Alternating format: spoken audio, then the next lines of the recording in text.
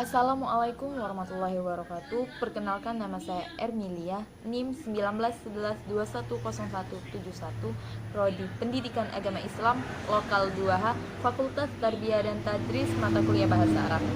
Baiklah, di sini saya akan menjawab soal-soal UTS Bahasa Arab. Yang pertama yaitu menjelaskan apa itu isim dan memberikan contoh dan terjemahan dari masing-masing isim tersebut. Penjelasan isim. Isim adalah kata yang menunjukkan manusia, benda mati, hewan, tumbuhan, kata sifat, waktu, dan tempat. Yang pertama yaitu manusia. Contohnya imrotun, yang artinya manusia yang berjenis wanita. Yang kedua yaitu hewan. Contohnya al-banda, yang artinya panda. Yang ketiga yaitu tumbuhan. Contohnya zaitun, yang artinya pohon zaitun. Yang keempat kata sifat. Contohnya zaki, yang artinya cerdas. Yang kelima benda mati. Contohnya kitabah, yang artinya buku. Yang keenam waktu. Contohnya lailu, yang artinya malam. Yang terakhir yaitu tempat. Contohnya masjidu, yang artinya masjid. Untuk soal kedua yaitu menjelaskan apa itu isim ghairu munsorif dan berikan contoh dan terjemahan dari isim ghairu munsorif tersebut. Isim ghairu munsorif adalah isim yang tidak boleh ditanwin meskipun tidak diberikan alif lam. Contohnya ada 3. Yang pertama yaitu nama wanita, yang kedua nama laki-laki yang berakhiran ta marbutoh, dan yang ketiga nama non Arab atau nama asing. Yang pertama yaitu nama wanita, contohnya Alia, yang artinya bangsawan. Yang kedua yaitu nama laki-laki yang berakhiran ta marbutoh, contohnya Hamzah, yang artinya Hamzah. Yang ketiga yaitu nama non Arab atau asing. Yang pertama contohnya untuk nama manusia yaitu Ibrahim, yang artinya Ibrahim. Yang kedua yaitu contoh untuk daerah atau negara, yang contohnya Dubai, yang artinya Dubai. Soal yang ketiga yaitu menjelaskan apa itu isim muzakkar dan berikan contoh dan terjemahan dari isim muzakkar tersebut. Isim muzakkar merupakan isim yang berjenis laki-laki. Contohnya Ahmad, yang artinya Ahmad untuk nama manusia laki-laki. Contoh yang kedua yaitu Bakhor, yang artinya sapi jantan. Contoh yang ketiga yaitu Diku, yang artinya ayam jantan. Soal yang keempat yaitu menjelaskan apa itu isim muannats dan berikan contoh dan terjemahan dari isim muannats tersebut. Isim muannats merupakan isim yang berjenis wanita. Contohnya Hamidah, yang artinya Hamidah untuk nama wanita. Yang contoh kedua yaitu Bakharotun, yang artinya sapi betina.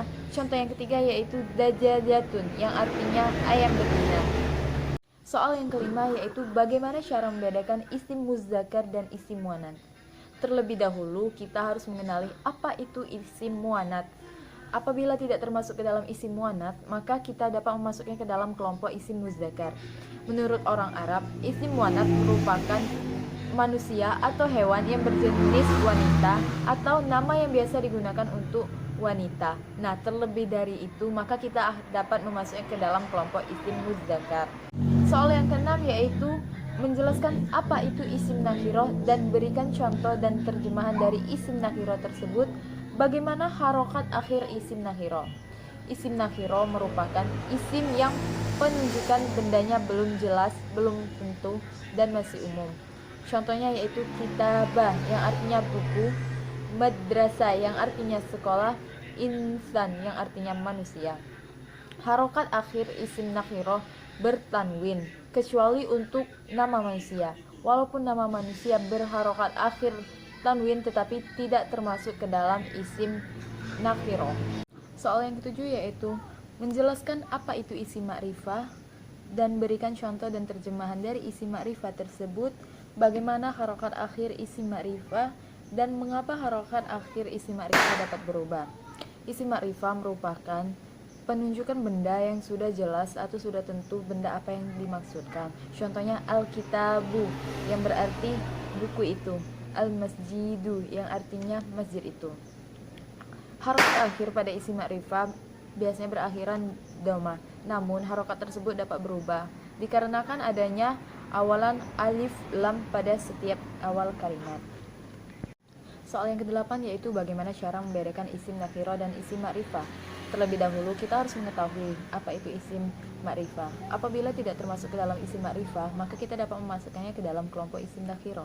Menurut orang Arab, isim makrifah biasanya digunakan untuk nama manusia, daerah, kota, negara, atau tempat. Atau biasanya untuk isim yang berawalan alif lam atau yang di dalam penerjemahannya diberi tambahan kata itu yang menjelaskan bahwa benda yang dimaksud sudah jelas.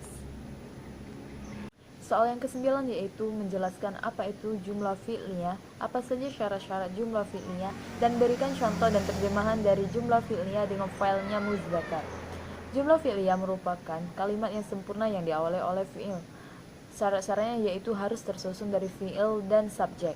Contohnya adalah tasfus sama'u yang artinya langit yang cerah.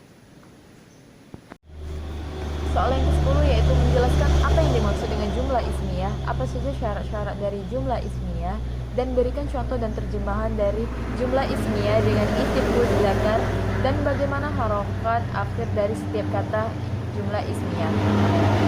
Jumlah ismiyah adalah kalimat sempurna yang diawali dengan isim. Syaratnya yaitu harus tersusun dari mubtada dan khobar. Contohnya Muhammadu qara'a kitabu yang artinya Muhammad telah membaca buku. Harokat akhir pada setiap jumlah ismiyah yaitu dhamma. Soal ke-11 yaitu menjelaskan apa yang dimaksud dengan fi'il lazim dan berikan contoh dan terjemahan dari fi'il lazim dengan failnya muzakkar. Fi'il lazim merupakan kalimat yang tidak membutuhkan subjek untuk menjadi sempurna. Contohnya jalasa tolibu yang artinya siswa itu duduk. Soal yang ke-12 yaitu menjelaskan apa yang dimaksud dengan fi'il muta'addi. Berikan contoh dan terjemahan dari fi'il muta'addi dengan failnya muzakkar. Fi'il muta'addi adalah kalimat yang harus memiliki objek untuk menjadi sempurna, atau dalam kalimat Indonesia biasanya disebut dengan kata kerja transitif. Contohnya yaitu wataha rajulu baba yang artinya lelaki itu membuka pintu. Demikianlah jawaban dari soal-soal UTS Bahasa Arab saya, semoga bermanfaat. Wassalamualaikum warahmatullahi wabarakatuh.